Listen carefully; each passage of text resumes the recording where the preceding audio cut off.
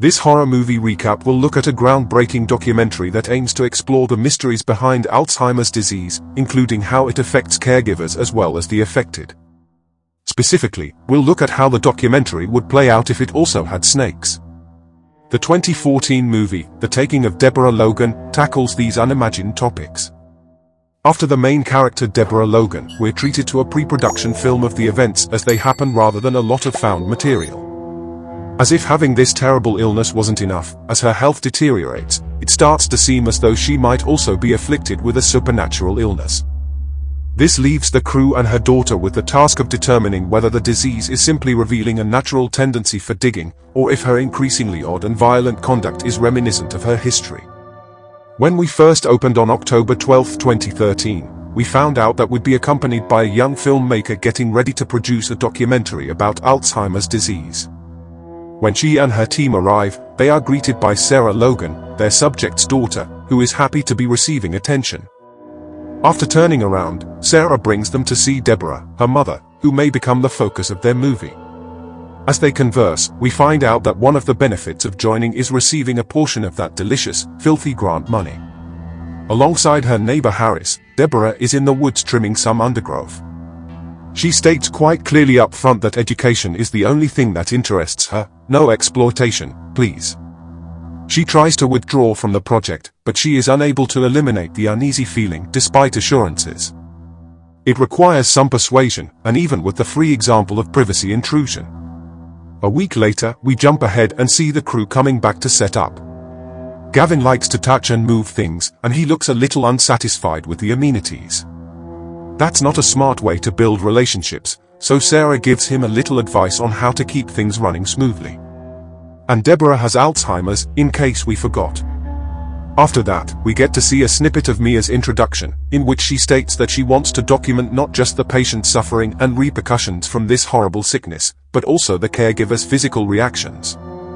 After Deborah fusses over trying to glam up her daughter in their first talking head episode, they talk about some of her past experiences with the illness. Deborah is shown to be in the early stages of advancement through some B-roll. Her history also reveals that she launched her own switchboarding company following the death of her husband, making her the talk of the town and a popular commodity at the time. As they continue to roll and follow her along during her daily routines, it's revealed that even small things are becoming complicated and that she's cognizant enough to understand the deterioration taking place. Once we've exhausted the dailies, we catch up to what they're currently filming. Just your basic, run-of-the-mill gardening, as unsettling as that can be. Lewis also wires the house up with a variety of second-unit cameras. The quiet interlude is interrupted by Deborah holding Gavin at knife point. Possibly an overreaction, but she does suspect him of absconding with her personal belongings. She is consoled only with great effort, but Gavin is not so easily placated.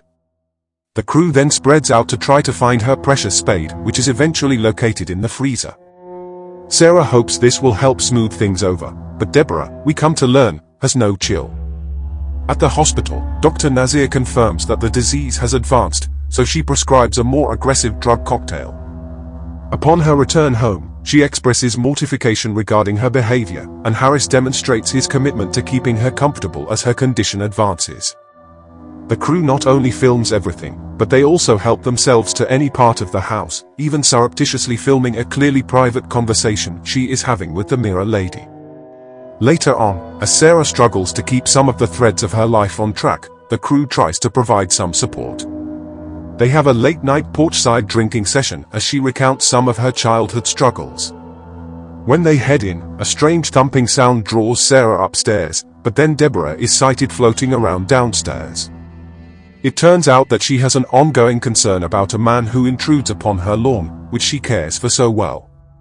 This is an ongoing hallucination that she manages in her own way. That night, the cams fail to track her as she sets to wandering. So they posse up and go searching, following the trail of bloody bedclothes. Turns out, she was just doing some gardening, pursuing her passion. Inside, MIA helps wash her up and tries to relate to her, but we're given the impression that Deborah does not suffer fools lightly.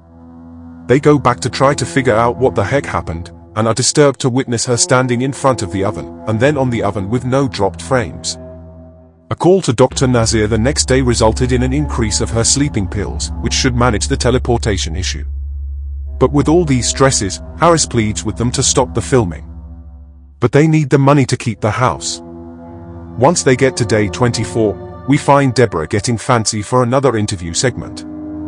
They share the hole digging footage with her, which does not please her. In fact, it's so upsetting that, as is so often the case, she attacks without warning. With things really getting out of hand now, she goes back for a battery of new tests, starting with a spinal tap. Unfortunately, it yields no answers. Plus, she's now also dealing with a strange, scaly skin infection. So, they keep her there and continue to test, and she absent-mindedly sheds off patches of skin, which does piss her off. Out of ideas, Dr. Nazir recommends bringing in a specialist. You hear that, Deb? You're special. We then jump to day 41, when the crew returns to the usual noises and disturbances and they find Deborah back up to her old tricks again, eating thochochks. This requires them to spend some time packing up all mouth-sized objects, and while fending off snakes. Beginning to suspect something deeper is going on here, Gavin resolves to hang a crucifix from the window as a test. But he picks the ghost room after nightfall, which is not recommended. He finds a series of window paintings that reveals what she sees when she gazes out. Despite this, he follows through. But it doesn't work if she sees you do it, dude, and if you don't even close the window. MIA attempts to brush this off as best she can, but Gavin is inconsolable. As a result, she agrees to hazard pay in order to keep her crew. That night, the security cams again captured Deborah's distressed wanderings, which involve her shedding her evening clothes along the way. The crew then wakes up to a loud ringing sound. They fumble around in the dark due to a power outage and figure out that her old switchboard has been activated. They follow a series of creaking doors in search of Deborah, always wary of a potential attack, and find her sitting nude at her switchboard, apparently communicating via a direct line with the devil before suffering a surge. The doctor makes a specialty house call, and they eventually get her stabilized. The doctor leaves them a stash of her lucky sedatives, and recommends they try to verify who she was trying to contact in the event jogging that memory loose may help her snap back into the real world. Meanwhile, Gavin did some modulation and pitch correction on the audio from the switchboard, and it translates as Parseltung. In an attempt to find some kind of equilibrium, Sarah meets with Harris, who dismisses the recent events as drama produced by the producers and even offers to assist in raising the funds required to force her to fire them. Upon inspecting Deborah's previous record books, they discover that customer 337 is absent. But Lewis is able to use a juvenile detective trick he picked up as a youngster, and he finds the imprint of the missing page with the name of the notorious local pediatrician-turned-child killer, Dr. Desjardins. For confirmed victims of the killer, who appeared to be acting on a notion that killing 5 young ladies would offer him immortality, have been identified through an Ouroboros of documentaries. A truly primitive diet. At the hospital, the doctors continue to search for a rational explanation for all of this. And Harris is seen being dragged off by police as he is unusually committed to the service of his neighbor. Further research confirms that Harris had been questioned in the killer's disappearance, causing them to wonder if he took vengeance on the sick freak and Deborah has possibly been helping him cover it up. Not one to help his own case, Harris then shows up at the house drunk and fires off his shotgun into various objects, as one does. Sheriff Tweed arrives to help clean up this mess and says hello to her old schoolmate. The next day, we lose Gavin. The young lad simply cannot take the strain and decides to give up his hazard pay just to return to a spook-free life. Meanwhile, at the hospital, Deborah's bed is found to be empty. Security footage shows her roaming the halls with a young cancer patient. The hospital is put on lockdown, and they go searching for her in every dark corner, eventually finding her in timeout. Dr. Nazir is able to calmly separate the two, which makes Deborah quite angry. Desperate for answers, Sarah starts pressing the local clergy about one of them exorcisms, which he claims is pure fantasy. But we've seen enough true story movies to know he's full of it. As Harris continues to watch over Deborah, they take the next best step to solve their problems, visiting an anthropologist. He confirms that in many cultures there are myths of spiritual parasites that latch onto the weak and infirm.